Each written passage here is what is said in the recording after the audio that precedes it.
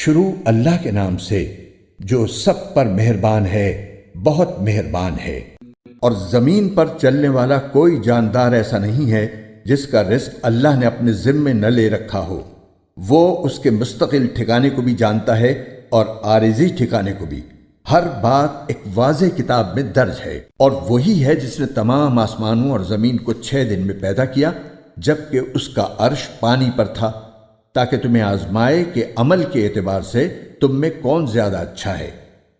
اور اگر تم لوگوں سے یہ کہو کہ تمہیں مرنے کے بعد دوبارہ زندہ کیا جائے گا، تو جن لوگوں نے کفر اپنا لیا ہے وہ یہ کہیں گے کہ یہ کھلے جادو کے سوا کچھ نہیں ہے۔ اور اگر ہم ان لوگوں سے کچھ عرصے کے لیے عذاب کو مؤخر کر دیں تو وہ یہی کہتے رہیں گے کہ آخر کس چیز نے اس عذاب کو روک رکھا ہے؟ ارے جس دن وہ عذاب آ گیا تو وہ ان سے ٹلائے نہیں ٹلے گا، اور جس چیز کا یہ مذاق اڑا رہے ہیں وہ ان کو چاروں طرف سے گھیر لے گی۔ اور جب ہم انسان کو کسی رحمت کا مزہ چکھا دیتے ہیں پھر وہ اس سے واپس لے لیتے ہیں تو وہ مایوس اور ناشکرا بن جاتا ہے۔ اور اگر اسے کوئی تکلیف پہنچنے کے بعد ہم اسے نعمتوں کا مزہ چکھا دیں تو وہ کہتا ہے کہ ساری برائیاں مجھ سے دور ہو گئیں۔ اس وقت وہ اترا کر شیخیاں بگھارنے لگتا ہے۔ ہاں، مگر جو لوگ صبر سے کام لیتے ہیں اور نیک عمل کرتے ہیں وہ ایسے نہیں ہیں، ان کو مغفرت اور بڑا اجر نصیب ہوگا۔ پھر اے پیغمبر، جو وحی تم پر نازل کی جا رہی ہے، کیا یہ ممکن ہے کہ تم اس کا کوئی حصہ چھوڑ بیٹھو اور اس سے تمہارا دل تنگ ہو جائے؟ کیونکہ یہ لوگ کہتے ہیں کہ یعنی محمد صلی اللہ علیہ وسلم پر کوئی خزانہ کیوں نازل نہیں ہوا، یا کوئی فرشتہ ان کے ساتھ کیوں نہیں آیا؟ تم تو ایک آگاہ کرنے والے ہو، اور اللہ ہے جو ہر چیز کا مکمل اختیار رکھتا ہے۔ بھلا کیا یہ لوگ یوں کہتے ہیں کہ یہ وحی اس پیغمبر نے اپنی طرف سے گھڑ لی ہے؟ اے پیغمبر، ان سے کہہ دو کہ پھر تو تم بھی اس جیسی گھڑی ہوئی 10 صورتیں بنا لاؤ، اور اس کام میں مدد کے لیے اللہ کے سوا جس کسی کو بلا سکو بلا لو، اگر تم سچے ہو۔ اس کے بعد اگر یہ تمہاری بات قبول نہ کریں تو اے لوگو، یقین کر لو کہ یہ وحی صرف اللہ کے علم سے اتری ہے، اور یہ کہ اللہ کے سوا کوئی عبادت کے لائق نہیں ہے۔ تو کیا اب تم فرما بردار بنو گے؟ جو لوگ صرف دنیاوی زندگی اور اس کی سج دھج چاہتے ہیں، ہم ان کے اعمال کا پورا صلہ اسی دنیا میں بھگتا دیں گے، اور یہاں ان کے حق میں کوئی کمی نہیں ہوگی۔ یہ وہ لوگ ہیں جن کے لیے آخرت میں دوزخ کے سوا کچھ نہیں ہے، اور جو کچھ کارگزاری انہوں نے کی تھی وہ آخرت میں بیکار ہو جائے گی، اور جو عمل وہ کر رہے ہیں آخرت کے لحاظ سے کالعدم ہے۔ بھلا بتاؤ کہ وہ شخص ان کے برابر کیسے ہو سکتا ہے جو اپنے رب کی طرف سے آئی ہوئی روشن ہدایت یعنی قرآن پر قائم ہو، جس کے پیچھے اس کی حقانیت کا ایک ثبوت تو خود اسی میں آیا ہے، اور اس سے پہلے موسیٰ کی کتاب بھی اس کی حقانیت کا ثبوت ہے، جو لوگوں کے لیے قابل اتباع اور باعث رحمت تھی۔ ایسے لوگ اس قرآن پر ایمان رکھتے ہیں، اور ان گروہوں میں سے جو شخص اس کا انکار کرے تو دوزخ ہی اس کی طے شدہ جگہ ہے۔ لہٰذا اس قرآن کے بارے میں کسی شک میں نہ پڑو۔ یقین رکھو کہ یہ حق ہے جو تمہارے پروردگار کی طرف سے آیا ہے، لیکن اکثر لوگ ایمان نہیں لا رہے۔ اور اس شخص سے بڑا ظالم کون ہوگا جو اللہ پر جھوٹ باندھے؟ ایسے لوگوں کی ان کے رب کے پاس پیشی ہوگی، اور گواہی دینے والے کہیں گے کہ یہ ہیں وہ لوگ جنہوں نے اپنے پروردگار پر جھوٹی باتیں لگائی تھیں۔ سب لوگ سن لیں کہ اللہ کی لعنت ہے ان ظالموں پر، جو اللہ کے راستے سے دوسروں کو روکتے تھے اور اس میں کجی تلاش کرتے تھے، اور آخرت کے تو وہ بالکل ہی منکر تھے۔ ایسے لوگ روئے زمین پر کہیں بھی اللہ سے بچ کر نہیں نکل سکتے، اور اللہ کے سوا انہیں کوئی یار و مددگار میسر نہیں آ سکتے۔ ان کو دگنا عذاب دیا جائے گا۔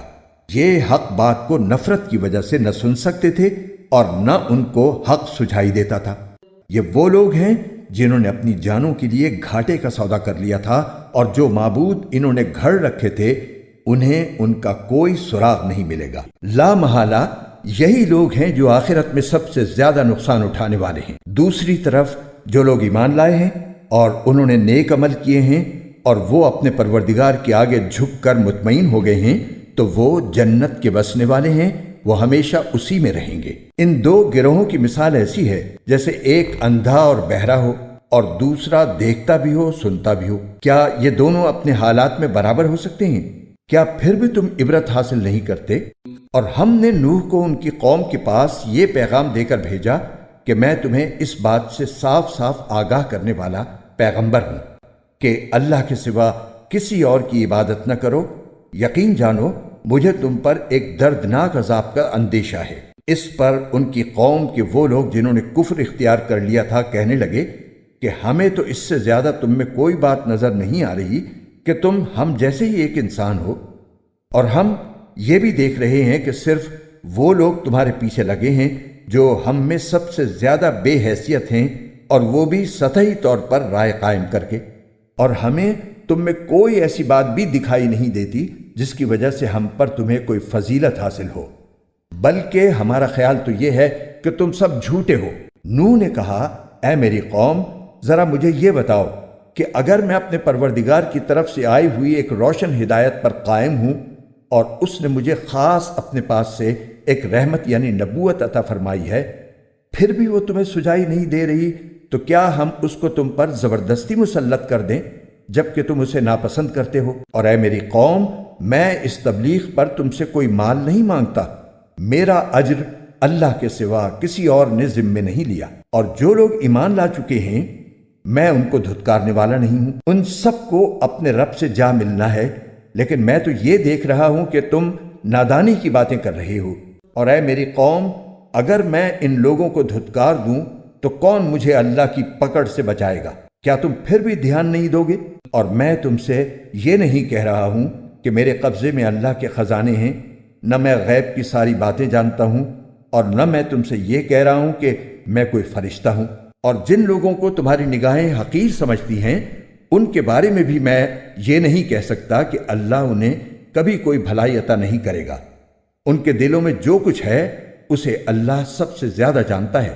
اگر میں ان کے بارے میں ایسی باتیں کہوں تو میرا شمار یقیناً ظالموں میں ہوگا۔ انہوں نے کہا کہ اے نوح، تم ہم سے بحث کر چکے اور بہت بحث کر چکے، اب اگر تم سچے ہو تو لے آؤ وہ عذاب جس کی دھمکی ہمیں دے رہے ہو۔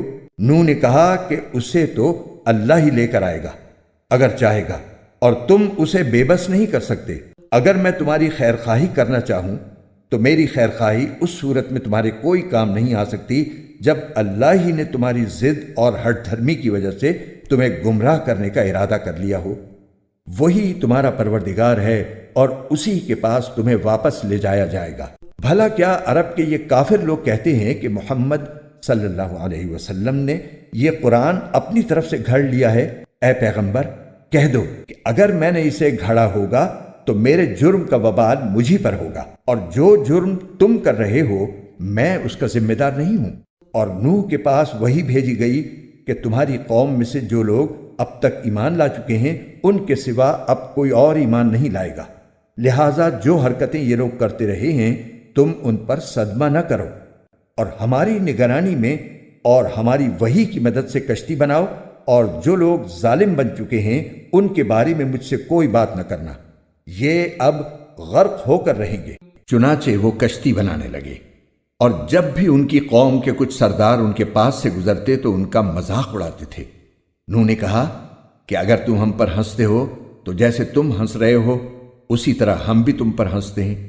ان قریب تمہیں پتہ چل جائے گا کہ کس پر وہ عذاب آ رہا ہے جو اسے رسوا کر کے رکھ دے گا، اور کس پر وہ قہر نازل ہونے والا ہے جو کبھی ٹل نہیں سکے گا، یہاں تک کہ جب ہمارا حکم آ گیا اور تنور ابل پڑا تو ہم نے نوح سے کہا کہ اس کشتی میں ہر قسم کے جانوروں میں سے 2 کے جوڑے سوار کر لو، اور تمہارے گھر والوں میں سے جن کے بارے میں پہلے کہا جا چکا ہے کہ وہ کفر کی وجہ سے غرق ہوں گے ان کو چھوڑ کر باقی گھر والوں کو بھی، اور جتنے لوگ ایمان لائے ہیں ان کو بھی ساتھ لے لو۔ اور تھوڑے ہی سے لوگ تھے جو ان کے ساتھ ایمان لائے تھے۔ اور نوح نے ان سب سے کہا کہ اس کشتی میں سوار ہو جاؤ، اس کا چلنا بھی اللہ ہی کے نام سے ہے اور لنگر ڈالنا بھی۔ یقین رکھو کہ میرا پروردگار بہت بخشنے والا بڑا مہربان ہے۔ اور وہ کشتی پہاڑوں جیسی موجوں کے درمیان چلی جاتی تھی اور نوح نے اپنے اس بیٹے کو جو سب سے الگ تھا آواز دی کہ بیٹے ہمارے ساتھ سوار ہو جاؤ اور کافروں کے ساتھ نہ رہو۔ وہ بولا میں ابھی کسی پہاڑ کی پناہ لے لوں گا جو مجھے پانی سے بچا لے گا۔ نوح نے کہا آج اللہ کے حکم سے کوئی کسی کو بچانے والا نہیں ہے سوائے اس کے جس پر وہی رحم فرما دے۔ اس کے بعد ان کے درمیان موج حائل ہو گئی اور ڈوبنے والوں میں وہ بھی شامل ہوا، اور حکم ہوا کہ اے زمین اپنا پانی نگل لے اور اے آسمان تھم جا۔ چنانچہ پانی اتر گیا اور سارا قصہ چکا دیا گیا۔ کشتی جودی پہاڑ پر آ ٹھہری اور کہہ دیا گیا کہ بربادی ہے اس قوم کی جو ظالم ہو۔ اور نوح نے کہا کہ اے میرے پروردگار، میرا بیٹا میرے گھر ہی کا ایک فرد ہے، اور بے شک تیرا وعدہ سچا ہے اور تو سارے حاکموں سے بڑھ کر حاکم ہے۔ اللہ نے فرمایا اے نوح یقین جانو وہ تمہارے گھر والوں میں سے نہیں ہے، وہ تو ناپاک عمل کا پلندہ ہے، لہٰذا مجھ سے ایسی چیز نہ مانگو جس کی تمہیں خبر نہیں۔ میں تمہیں نصیحت کرتا ہوں کہ تم نادانوں میں شامل نہ ہو۔ نوح نے کہا میرے پروردگار، میں آپ کی پناہ مانگتا ہوں اس بات سے کہ آئندہ آپ سے وہ چیز مانگوں جس کا مجھے علم نہیں، اور اگر آپ نے میری مغفرت نہ فرمائی اور مجھ پر رحم نہ کیا تو میں بھی ان لوگوں میں شامل ہو جاؤں گا جو برباد ہو گئے ہیں۔ فرمایا گیا کہ اے نوح اب کشتی سے اتر جاؤ، ہماری طرف سے وہ سلامتی اور برکتیں لے کر جو تمہارے لیے بھی ہیں اور تمہارے ساتھ جتنی قومیں ہیں ان کے لیے بھی، اور کچھ قومیں ایسی ہیں جن کو ہم دنیا میں لطف اٹھانے کا موقع دیں گے، پھر ان کو ہماری طرف سے ایک دردناک عذاب آ پکڑے گا۔ اے پیغمبر، یہ غیب کی کچھ باتیں ہیں جو ہم تمہیں وحی کے ذریعے بتا رہے ہیں، یہ باتیں نہ تم اس سے پہلے جانتے تھے نہ تمہاری قوم، لہٰذا صبر سے کام لو اور آخری انجام متقیوں ہی کے حق میں ہوگا۔ اور قوم عاد کے پاس ہم نے ان کے بھائی ہود کو پیغمبر بنا کر بھیجا۔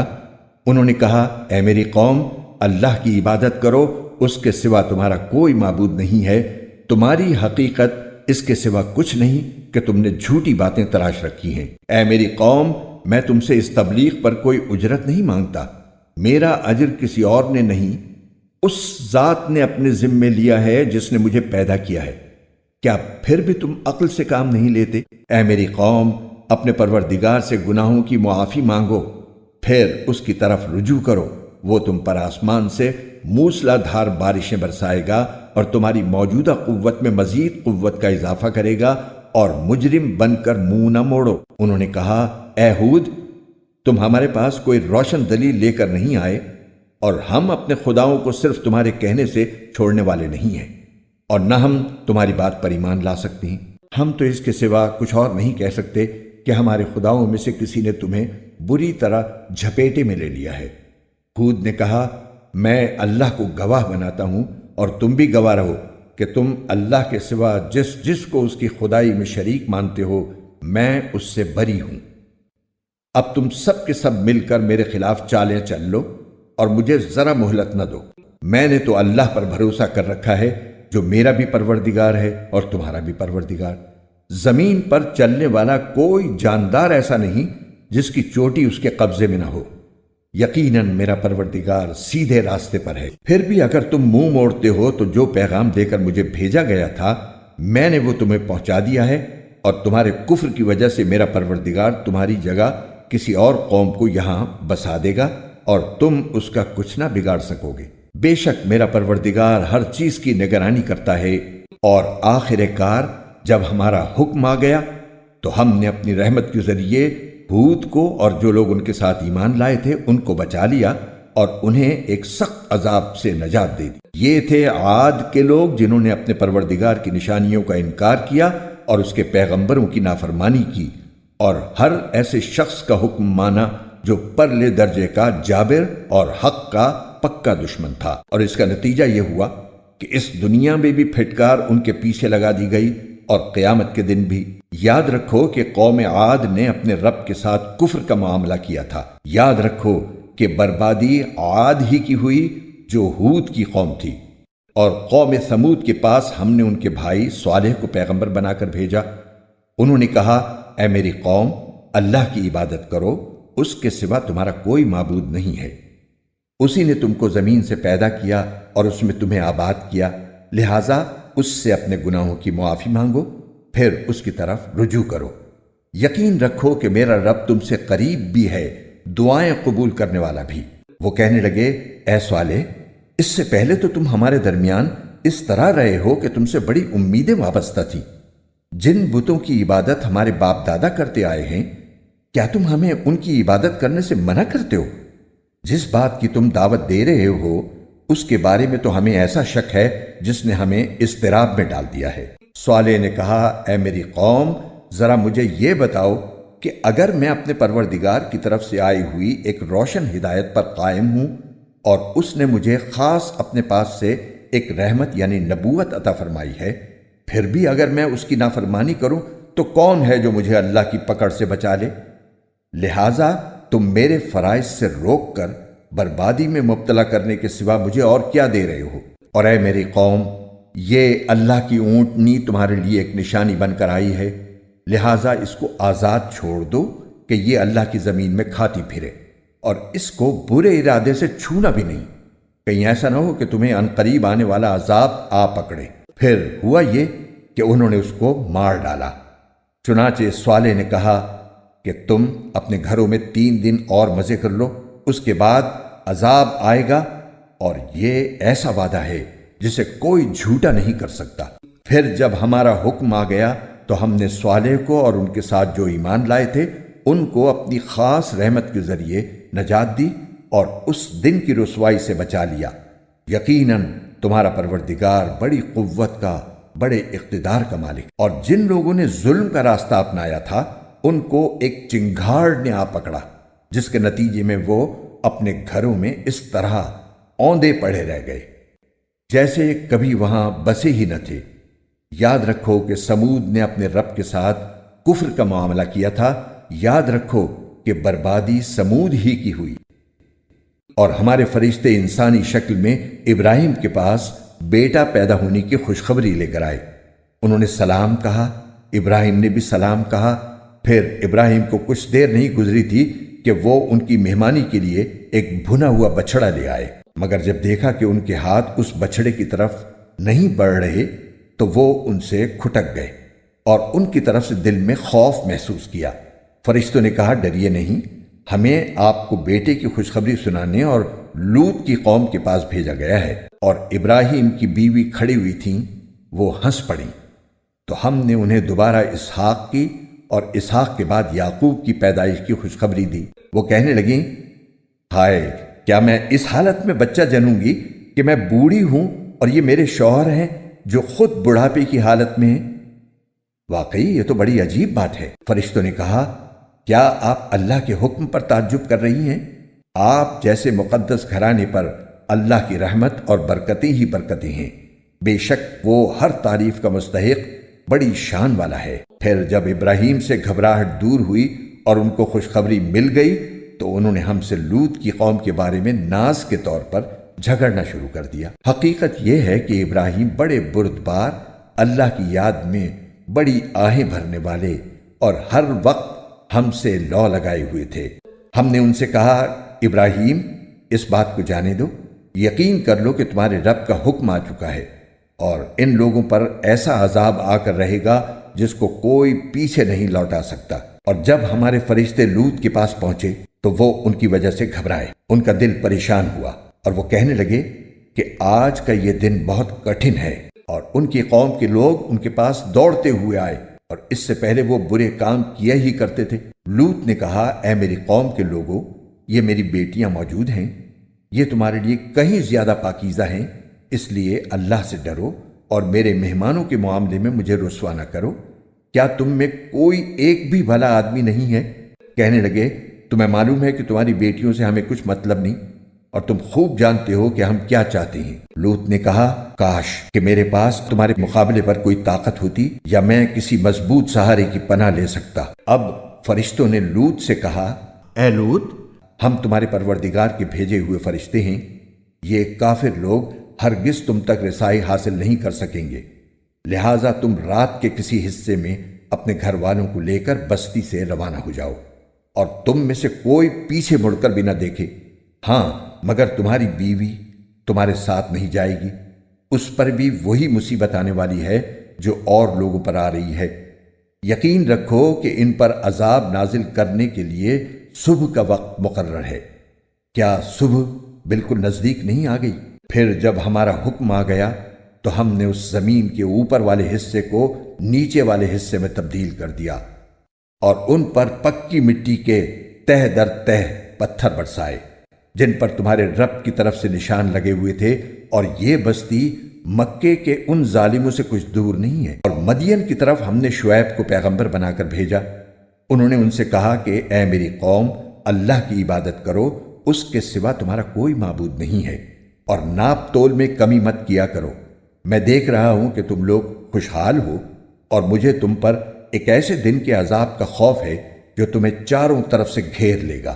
اور اے میری قوم کے لوگوں، ناپ تول پورا پورا کیا کرو، اور لوگوں کو ان کی چیزیں گھٹا کر نہ دیا کرو، اور زمین میں فساد پھیلاتے مت پھرو۔ اگر تم میری بات مانو تو لوگوں کا حق ان کو دینے کے بعد جو کچھ اللہ کا دیا بچ رہے وہ تمہارے حق میں کہیں بہتر ہے، اور اگر نہ مانو تو میں تم پر پہرے دار مقرر نہیں ہوا ہوں۔ وہ کہنے لگے، اے شعیب، کیا تمہاری نماز تمہیں یہ حکم دیتی ہے کہ ہمارے باپ دادا جن کی عبادت کرتے آئے تھے ہم انہیں بھی چھوڑ دیں، اور اپنے مال و دولت کے بارے میں جو کچھ ہم چاہیں وہ بھی نہ کریں؟ واقعی تم تو بڑے عقل مند نیک چلن آدمی ہو۔ شعیب نے کہا، اے میری قوم کے لوگوں، ذرا مجھے یہ بتاؤ کہ اگر میں اپنے پروردگار کی طرف سے ایک روشن دلیل پر قائم ہوں اور اس نے خاص اپنے پاس سے مجھے اچھا رزق عطا فرمایا ہے تو پھر میں تمہارے غلط طریقے پر کیوں چلوں؟ اور میرا ایسا کوئی ارادہ نہیں ہے کہ میں جس بات سے تمہیں منع کر رہا ہوں تمہارے پیچھے جا کر وہی کام خود کرنے لگوں۔ میرا مقصد اپنی استطاعت کی حد تک اصلاح کے سوا کچھ نہیں ہے، اور مجھے جو کچھ توفیق ہوتی ہے صرف اللہ کی مدد سے ہوتی ہے۔ اسی پر میں نے بھروسہ کر رکھا ہے اور اسی کی طرف میں ہر معاملے میں رجوع کرتا ہوں۔ اور اے میری قوم، میرے ساتھ ضد کا جو معاملہ تم کر رہے ہو وہ کہیں تمہیں اس انجام تک نہ پہنچا دے کہ تم پر بھی ویسی ہی مصیبت نازل ہو جیسی نوح کی قوم پر یا ہود کی قوم پر یا صالح کی قوم پر نازل ہو چکی ہے۔ اور لوط کی قوم تو تم سے کچھ دور بھی نہیں ہے۔ تم اپنے رب سے معافی مانگو، پھر اسی کی طرف رجوع کرو۔ یقین رکھو کہ میرا رب بڑا مہربان، بہت محبت کرنے والا ہے۔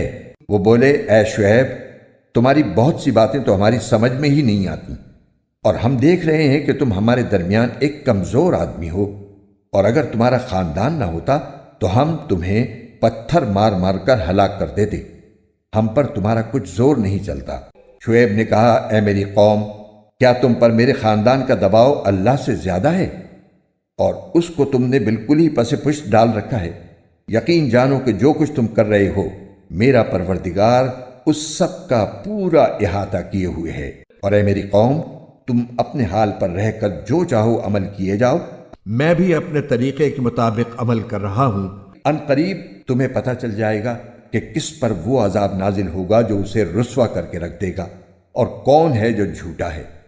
اور تم بھی انتظار کرو، میں بھی تمہارے ساتھ انتظار کر رہا ہوں۔ اور آخر کار جب ہمارا حکم آ پہنچا تو ہم نے شعیب کو اور ان کے ساتھ جو ایمان لائے تھے ان کو اپنی خاص رحمت سے بچا لیا، اور جن لوگوں نے ظلم کیا تھا انہیں ایک چنگھاڑ نے آ پکڑا، اور وہ اپنے گھروں میں اس طرح اوندھے منہ گرے رہ گئے جیسے کبھی وہاں بسے ہی نہ تھے۔ یاد رکھو، مدین کی بھی ویسی ہی بربادی ہوئی جیسی بربادی سمود کی ہوئی تھی۔ اور ہم نے موسیٰ کو اپنی نشانیوں اور روشن دلیل کے ساتھ پیغمبر بنا کر فرعون اور اس کے سرداروں کے پاس بھیجا، تو انہوں نے فرعون ہی کی بات مانی، حالانکہ فرعون کی بات کوئی ٹھکانے کی بات نہیں تھی۔ وہ قیامت کے دن اپنی قوم کے آگے آگے ہوگا اور ان سب کو دوزخ میں لا اتارے گا، اور وہ بدترین گھاٹ ہے جس پر کوئی اترے۔ اور پھٹکار اس دنیا میں بھی ان کے پیچھے لگا دی گئی ہے، اور قیامت کے دن بھی۔ یہ بدترین صلہ ہے جو کسی کو دیا جائے۔ یہ ان بستیوں کے کچھ حالات ہیں جو ہم تمہیں سنا رہے ہیں۔ ان میں سے کچھ بستیاں وہ ہیں جو ابھی اپنی جگہ کھڑی ہیں، اور کچھ کٹی ہوئی فصل کی طرح بے نشان بن چکی ہیں، اور ان پر ہم نے کوئی ظلم نہیں کیا، بلکہ انہوں نے خود اپنی جانوں پر ظلم کیا تھا، جس کا نتیجہ یہ ہوا کہ جب تمہارے پروردگار کا حکم آیا تو جن معبودوں کو وہ اللہ کے بجائے پکارا کرتے تھے وہ ان کے ذرا بھی کام نہ آئے، اور انہوں نے ان کو تباہی کے سوا اور کچھ نہیں دیا۔ اور جو بستیاں ظالم ہوتی ہیں تمہارا رب جب ان کو گرفت میں لیتا ہے تو اس کی پکڑ ایسی ہی ہوتی ہے، واقعی اس کی پکڑ بڑی دردناک، بڑی سخت ہے۔ ان ساری باتوں میں اس شخص کے لیے بڑی عبرت ہے جو آخرت کے عذاب سے ڈرتا ہو۔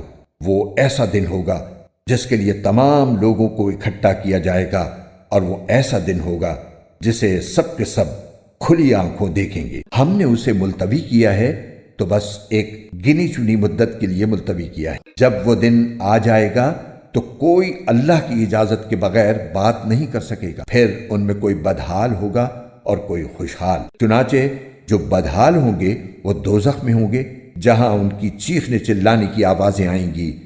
یہ اس میں ہمیشہ ہمیشہ رہیں گے جب تک آسمان اور زمین قائم ہیں، الا یہ کہ تمہارے رب ہی کو کچھ اور منظور ہو۔ یقیناً تمہارا رب جو ارادہ کر لے اس پر اچھی طرح عمل کرتا ہے۔ اور جو لوگ خوشحال ہوں گے وہ جنت میں ہوں گے جس میں وہ ہمیشہ ہمیشہ رہیں گے جب تک آسمان اور زمین قائم ہیں، الا یہ کہ تمہارے رب ہی کو کچھ اور منظور ہو۔ یہ ایک ایسی عطا ہوگی جو کبھی ختم ہونے میں نہیں آئے گی۔ لہٰذا اے پیغمبر، یہ مشرکین جن بتوں کی عبادت کرتے ہیں ان کے بارے میں ذرا بھی شک میں نہ رہنا۔ یہ تو اسی طرح عبادت کر رہے ہیں جیسے ان کے باپ دادے پہلے ہی عبادت کیا کرتے تھے، اور یقین رکھو کہ ہم ان سب کو ان کا حصہ پورا پورا چکا دیں گے جس میں کوئی کمی نہیں کی جائے گی۔ اور ہم نے موسیٰ کو کتاب دی تھی تو اس میں بھی اختلاف کیا گیا تھا، اور اگر تمہارے پروردگار کی طرف سے ایک بات پہلے ہی طے نہ ہو چکی ہوتی کہ ان کو پورا عذاب آخرت میں دیا جائے گا تو ان کا فیصلہ یہیں دنیا میں ہو چکا ہوتا، اور یہ لوگ اس کے بارے میں ابھی تک سخت قسم کے شک میں پڑے ہوئے ہیں۔ اور یقین رکھو کہ سب لوگوں کا معاملہ یہی ہے کہ تمہارا پروردگار ان کے اعمال کا بدلہ پورا پورا دے گا، یقیناً وہ ان کے تمام اعمال سے پوری طرح باخبر ہے۔ لہٰذا اے پیغمبر، جس طرح تمہیں حکم دیا گیا ہے اس کے مطابق تم بھی سیدھے راستے پر ثابت قدم رہو، اور وہ لوگ بھی جو توبہ کر کے تمہارے ساتھ ہیں، اور حد سے آگے نہ نکلو۔ یقین رکھو کہ جو عمل بھی تم کرتے ہو وہ اسے پوری طرح دیکھتا ہے۔ اور مسلمانوں، ان ظالم لوگوں کی طرف ذرا بھی نہ جھکنا، کبھی دوزخ کی آگ تمہیں بھی آ پکڑے اور تمہیں اللہ کو چھوڑ کر کسی قسم کے دوست میسر نہ آئیں، پھر تمہاری کوئی مدد بھی نہ کرے۔ اور اے پیغمبر، دن کے دونوں سروں پر اور رات کے کچھ حصوں میں نماز قائم کرو، یقیناً نیکیاں برائیوں کو مٹا دیتی ہیں۔ یہ ایک نصیحت ہے ان لوگوں کے لیے جو نصیحت مانیں، اور صبر سے کام لو، اس لیے کہ اللہ نیکی کرنے والوں کا اجر ضائع نہیں کرتا۔ تم سے پہلے جو امتیں گزری ہیں، بھلا ان میں ایسے لوگ کیوں نہ ہوئے جن کے پاس اتنی بچی کچھی سمجھ تو ہوتی کہ وہ لوگوں کو زمین میں فساد مچانے سے روکتے۔ ہاں، تھوڑے سے لوگ تھے جن کو ہم نے عذاب سے نجات دی تھی، اور جو لوگ ظالم تھے وہ جس عیش و عشرت میں تھے اسی کے پیچھے لگے رہے اور جرائم کا ارتکاب کرتے رہے۔ اور تمہارا پروردگار ایسا نہیں ہے کہ بستیوں پر ظلم کر کے انہیں تباہ کر دے جبکہ ان کے باشندے صحیح روش پر چل رہے ہوں۔ اور اگر تمہارا پروردگار چاہتا تو تمام انسانوں کو ایک ہی طریقے کا پیرو بنا دیتا، مگر کسی کو زبردستی کسی دین پر مجبور کرنا حکمت کا تقاضا نہیں ہے، اس لیے انہیں اپنے اختیار سے مختلف طریقے اپنانے کا موقع دیا گیا ہے، اور وہ اب ہمیشہ مختلف راستوں پر ہی رہیں گے۔ البتہ جن پر تمہارا پروردگار رحم فرمائے گا ان کی بات اور ہے کہ اللہ انہیں حق پر قائم رکھے گا، اور اسی امتحان کے لیے اس نے ان کو پیدا کیا ہے۔ اور تمہارے رب کی وہ بات پوری ہوگی جو اس نے کہی تھی کہ میں جہنم کو جنات اور انسانوں دونوں سے بھر دوں گا۔ اور اے پیغمبر، گزشتہ پیغمبروں کے واقعات میں سے وہ سارے واقعات ہم تمہیں سنا رہے ہیں جن سے ہم تمہارے دل کو تقویت پہنچائیں، اور ان واقعات کے ضمن میں تمہارے پاس جو بات آئی ہے وہ خود بھی حق ہے، اور تمام مومنوں کے لیے نصیحت اور یاد دہانی بھی ہے۔ اور جو لوگ ایمان نہیں لا رہے ہیں ان سے کہو کہ تم اپنی موجودہ حالت پر عمل کیے جاؤ، ہم بھی اپنے طریقے پر عمل کر رہے ہیں، اور تم بھی اللہ کے فیصلے کا انتظار کرو، ہم بھی انتظار کرتے ہیں۔ آسمانوں اور زمین میں جتنے پوشیدہ بھید ہیں وہ سب اللہ کے علم میں ہیں، اور اسی کی طرف سارے معاملات لوٹائے جائیں گے۔ لہٰذا اے پیغمبر اس کی عبادت کرو اور اس پر بھروسہ رکھو، اور تم لوگ جو کچھ کرتے ہو تمہارا پروردگار اس سے بے خبر نہیں ہے۔ شروع اللہ کے نام سے جو سب پر مہربان ہے، بہت مہربان ہے۔ الف لام را، یہ اس کتاب کی آیتیں ہیں جو حق واضح کرنے والی ہے۔ ہم نے اس کو ایسا قرآن بنا کر اتارا ہے جو عربی زبان میں ہے تاکہ تم سمجھ سکو۔ اے پیغمبر، ہم نے تم پر یہ قرآن جو وحی کے ذریعے بھیجا ہے، اس کے ذریعے ہم تمہیں ایک بہترین واقعہ سناتے ہیں، جبکہ تم اس سے پہلے اس واقعے سے بالکل بے خبر تھے۔ یہ اس وقت کی بات ہے جب یوسف نے اپنے والد یعقوب علیہ السلام سے کہا تھا کہ ابا جان، میں نے خواب میں 11 ستاروں اور سورج اور چاند کو دیکھا ہے۔ میں نے دیکھا ہے کہ یہ سب مجھے سجدہ کر رہے ہیں۔ انہوں نے کہا، بیٹا اپنا یہ خواب اپنے بھائیوں کو نہ بتانا، کہیں ایسا نہ ہو کہ وہ تمہارے لیے کوئی سازش تیار کریں، کیونکہ شیطان انسان کا کھلا دشمن ہے۔ اور اسی طرح تمہارا پروردگار تمہیں نبوت کے لیے منتخب کرے گا اور تمہیں تمام باتوں کا صحیح مطلب نکالنا سکھائے گا، جس میں خوابوں کی تعبیر کا علم بھی داخل ہے، اور تم پر اور یعقوب کی اولاد پر اپنی نعمت اسی طرح پوری کرے گا جیسے اس نے اس سے پہلے تمہارے ماں باپ پر اور ابراہیم اور اسحاق پر پوری کی تھی۔ یقیناً تمہارا پروردگار علم کا بھی مالک ہے، حکمت کا بھی مالک۔ حقیقت یہ ہے کہ جو لوگ تم سے یہ واقعہ پوچھ رہے ہیں، ان کے لیے یوسف اور ان کے بھائیوں کے حالات میں بڑی نشانیاں ہیں۔ یہ اس وقت کا واقعہ ہے جب یوسف کے ان سوتیلے بھائیوں نے آپس میں کہا تھا کہ یقینی طور پر ہمارے والد کو ہمارے مقابلے میں یوسف اور اس کے حقیقی بھائی بنیامین سے زیادہ محبت ہے، حالانکہ ہم ان کے لیے ایک مضبوط جتھا بنے ہوئے ہیں۔ ہمیں یقین ہے کہ ہمارے والد کسی کھلی غلط فہمی میں مبتلا ہیں۔ اب اس کا حل یہ ہے کہ یوسف کو قتل ہی کر ڈالو، یا اسے کسی اور سرزمین میں پھینک آؤ تاکہ تمہارے والد کی ساری توجہ خالص تمہاری طرف ہو جائے، اور یہ سب کرنے کے بعد پھر توبہ کر کے نیک بن جاؤ۔ انہی میں سے ایک کہنے والے نے کہا، یوسف کو قتل تو نہ کرو، البتہ اگر تمہیں کچھ کرنا ہی ہے تو اسے کسی اندھے کنویں میں پھینک آؤ تاکہ کوئی قافلہ اسے اٹھا کر لے جائے۔ چنانچہ ان بھائیوں نے اپنے والد سے کہا کہ ابا، یہ آپ کو کیا ہو گیا ہے کہ آپ یوسف کے معاملے میں ہم پر اطمینان نہیں کرتے؟ حالانکہ اس میں کوئی شک نہیں ہونا چاہیے کہ ہم اس کے پکے خیر خواہ ہیں۔ کل آپ اسے ہمارے ساتھ تفریح کے لیے بھیج دیجئے تاکہ وہ کھائے پیے اور کچھ کھیل کود لے، اور یقین رکھیے کہ ہم اس کی پوری حفاظت کریں گے۔ یعقوب نے کہا، تم اسے لے جاؤ گے تو مجھے اس کی جدائی کا غم ہوگا، اور مجھے یہ اندیشہ بھی ہے کہ کسی وقت جب تم اس کی طرف سے غافل ہو تو کوئی بھیڑیا اسے کھا جائے۔ وہ بولے، ہم ایک مضبوط جتھے کی شکل میں ہیں، اگر پھر بھی بھیڑیا اسے کھا جائے تو ہم تو بالکل ہی گئے گزرے ہوئے۔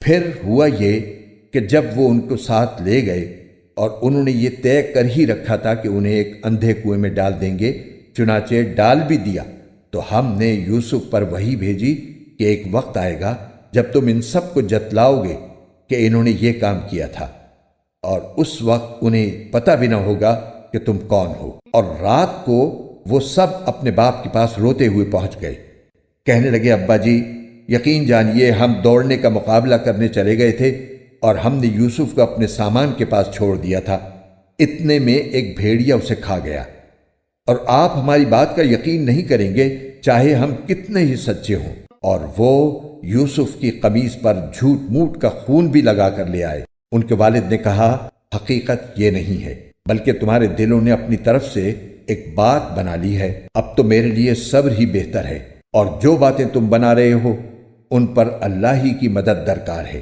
اور دوسری طرف جس جگہ انہوں نے یوسف کو کنویں میں ڈالا تھا وہاں ایک قافلہ آیا، قافلے کے لوگوں نے ایک آدمی پانی لانے کے لیے بھیجا، اور اس نے اپنا ڈول کنویں میں ڈالا تو وہاں یوسف علیہ السلام کو دیکھ کر پکار اٹھا، لو خوشخبری سنو، یہ تو ایک لڑکا ہے۔ اور قافلے والوں نے انہیں ایک تجارت کا مال سمجھ کر چھپا لیا، اور جو کچھ وہ کر رہے تھے اللہ کو اس کا پورا پورا علم تھا۔ اور پھر انہوں نے یوسف کو بہت کم قیمت میں بیچ دیا جو گنتی کے چند درہموں کی شکل میں تھی، اور ان کو یوسف سے کوئی دلچسپی نہیں تھی۔ اور مصر کے جس آدمی نے انہیں خریدا، اس نے اپنی بیوی سے کہا کہ اس کو عزت سے رکھنا، مجھے ایسا لگتا ہے کہ یہ ہمیں فائدہ پہنچائے گا، یا پھر ہم اسے بیٹا بنا لیں گے۔ اس طرح ہم نے اس سرزمین میں یوسف کے قدم جمائے تاکہ انہیں باتوں کا صحیح مطلب نکالنا سکھائیں۔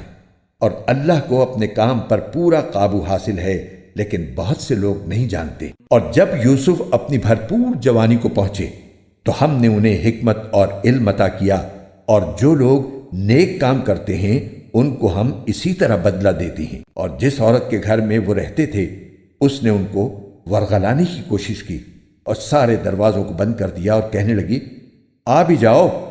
یوسف نے کہا، اللہ کی پناہ، وہ میرا آقا ہے، اس نے مجھے اچھی طرح رکھا ہے۔ سچی بات یہ ہے کہ جو لوگ ظلم کرتے ہیں انہیں فلاح حاصل نہیں ہوتی۔ اس عورت نے تو واضح طور پر یوسف کے ساتھ برائی کا ارادہ کر لیا تھا، اور یوسف کے دل میں بھی اس عورت کا خیال آ چلا تھا، اگر وہ اپنے رب کی دلیل کو نہ دیکھ لیتے۔ ہم نے ایسا اس لیے کیا تاکہ ان سے برائی اور بے حیائی کا رخ پھیر دیں۔ بے شک وہ ہمارے منتخب بندوں میں سے تھے۔ اور دونوں آگے پیچھے دروازے کی طرف دوڑے، اور اس کشمکش میں اس عورت نے ان کے قمیص کو پیچھے کی طرف سے پھاڑ ڈالا۔ اتنے میں دونوں نے اس عورت کے شوہر کو دروازے پر کھڑا پایا۔ اس عورت نے فوراً بات بنانے کے لیے اپنے شوہر سے کہا کہ جو کوئی تمہاری بیوی کے ساتھ برائی کا ارادہ کرے، اس کی سزا اس کے سوا اور کیا ہے کہ اسے قید کر دیا جائے یا کوئی اور دردناک سزا دی جائے۔ یوسف نے کہا، یہ خود تھیں جو مجھے ورغلا رہی تھی۔ اور اس عورت کے خاندان ہی میں سے ایک گواہی دینے والے نے یہ گواہی دی کہ اگر یوسف کی قمیص سامنے کی طرف سے پھٹی ہو تو عورت سچ کہتی ہے اور وہ جھوٹے ہیں، اور اگر ان کی قمیص پیچھے کی طرف سے پھٹی ہے تو عورت جھوٹ بولتی ہے اور یہ سچے ہیں۔ پھر جب شوہر نے دیکھا کہ ان کی قمیص پیچھے سے پھٹی ہے تو اس نے کہا کہ یہ تم عورتوں کی مکاری ہے، واقعی تم عورتوں کی مکاری بڑی سخت ہے۔ یوسف، تم اس بات کا کچھ خیال نہ کرو، اور اے عورت، تو اپنے گناہ کی معافی مانگ، یقینی طور پر تو ہی خطا کار تھی۔ اور شہر میں کچھ عورتیں یہ باتیں کرنے لگیں کہ عزیز کی بیوی اپنے نوجوان غلام کو ورغلا رہی ہے، اس نوجوان کی محبت نے اسے فریفتہ کر لیا ہے، ہمارے خیال میں تو یقینی طور پر وہ کھلی گمراہی میں مبتلا ہے۔ چنانچہ جب اس یعنی عزیز کی بیوی نے ان عورتوں کے مکر کی یہ بات سنی تو اس نے پیغام بھیج کر انہیں اپنے گھر بلوا لیا اور ان کے لیے ایک تکیوں والی نشست تیار کی، اور ان میں سے ہر ایک کے ہاتھ میں ایک چاقو دے دیا، اور یوسف سے کہا کہ ذرا باہر نکل کر ان کے سامنے آ جاؤ۔ اب جو ان عورتوں نے یوسف کو دیکھا تو انہیں حیرت انگیز حد تک حسین پایا، اور ان کے حسن سے مبہوت ہو کر اپنے ہاتھ کاٹ ڈالے، اور بول اٹھیں کہ حاشا للہ، یہ شخص کوئی انسان نہیں ہے، ایک قابل تکریم فرشتے کے سوا یہ کچھ اور نہیں ہو سکتا۔ عزیز کی بیوی نے کہا، اب دیکھو، یہ ہے وہ شخص جس کے بارے میں تم نے مجھے تانے دیے تھے۔ یہ بات واقعی سچ ہے کہ میں نے اپنا مطلب نکالنے کے لیے اس پر ڈورے ڈالے، مگر یہ بچ نکلا، اور اگر یہ میرے کہنے پر عمل نہیں کرے گا تو اسے قید ضرور کیا جائے گا اور یہ ذلیل ہو کر رہے گا۔ یوسف نے دعا کی کہ یا رب، یہ عورتیں مجھے جس کام کی دعوت دے رہی ہیں اس کے مقابلے میں قید خانہ مجھے زیادہ پسند ہے، اور اگر تو نے مجھے ان کی چالوں سے محفوظ نہ کیا تو میرا دل بھی ان کی طرف کھنچنے لگے گا، اور جو لوگ جہالت کے کام کرتے ہیں ان میں میں بھی شامل ہو جاؤں گا۔ چنانچہ یوسف کے رب نے ان کی دعا قبول کی اور ان عورتوں کی چالوں سے انہیں محفوظ رکھا۔ بے شک وہی ہے جو ہر بات سننے والا، ہر چیز جاننے والا ہے۔ پھر ان لوگوں نے یوسف کی پاک دامنی کی بہت سی نشانیاں دیکھ لینے کے بعد بھی مناسب یہی سمجھا کہ انہیں ایک مدت تک قید خانے بھیج دیں، اور یوسف کے ساتھ 2 اور نوجوان قید خانے میں داخل ہوئے۔ ان میں سے ایک نے ایک دن یوسف سے کہا کہ میں خواب میں اپنے آپ کو دیکھتا ہوں کہ میں شراب نچوڑ رہا ہوں، اور دوسرے نے کہا کہ میں خواب میں یوں دیکھتا ہوں کہ میں نے اپنے سر پر روٹی اٹھائی ہوئی ہے اور پرندے اس میں سے کھا رہے ہیں، ذرا ہمیں اس کی تعبیر بتاؤ۔ ہمیں تم نیک آدمی نظر آتے ہو۔ یوسف نے کہا جو کھانا تمہیں قید خانے میں دیا جاتا ہے وہ ابھی آنے نہیں پائے گا کہ میں تمہیں اس کی حقیقت بتا دوں گا۔ یہ اس علم کا ایک حصہ ہے جو میرے پروردگار نے مجھے عطا فرمایا ہے، مگر اس سے پہلے میری ایک بات سنو۔ بات یہ ہے کہ میں نے ان لوگوں کا دین چھوڑ دیا ہے جو اللہ پر ایمان نہیں رکھتے اور جو آخرت کے منکر ہیں، اور میں نے اپنے باپ دادا ابراہیم، اسحاق اور یعقوب کے دین کی پیروی کی ہے۔ ہمیں یہ حق نہیں ہے کہ اللہ کے ساتھ کسی بھی چیز کو شریک ٹھہرائیں۔ یہ توحید کا عقیدہ ہم پر اور تمام لوگوں پر اللہ کے فضل کا حصہ ہے، لیکن اکثر لوگ اس نعمت کا شکر ادا نہیں کرتے۔